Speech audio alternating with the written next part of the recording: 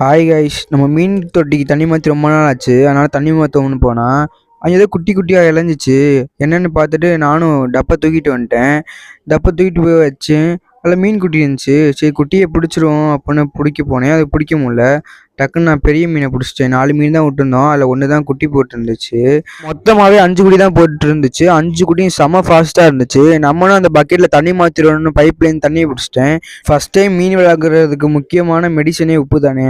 அதனால் உப்பை போட்டுட்டு நம்ம மீன் எடுத்துகிட்டு வந்துட்டேன். டெம்பரேச்சர் செக் பண்ணுறதுக்காக கொஞ்சம் நேரம் வச்சுட்டு அப்புறம் மீனை விட்டால் நல்லா கொஞ்சம் ஆக்டிவாக இருந்துச்சு. 2 நாளைக்கு முன்னாடியே ஒரு பக்கெட்டை கழுவி வச்சுருந்தேன். அந்த பக்கெட்லேயும் ஃப்ரெஷ்ஷாக தண்ணியை பிடிச்சிட்டு நம்ம மெடிசன் உப்பு தானே, உப்பையும் போட்டேன். அந்த மீன் குஞ்செலாம் எடுத்துகிட்டு வந்து டெம்பரேச்சர் செக் பண்ணுறதுக்காக கொஞ்சம் நேரம் வச்சுட்டு அதையும் விட்டுட்டேன். நல்லா ரொம்ப ஆக்டிவாக இருந்துச்சு.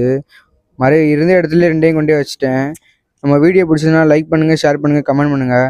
மறந்துடாமல் பெல் ஐக்கானில் ஆனில் போட்டுருங்க. Bye guys.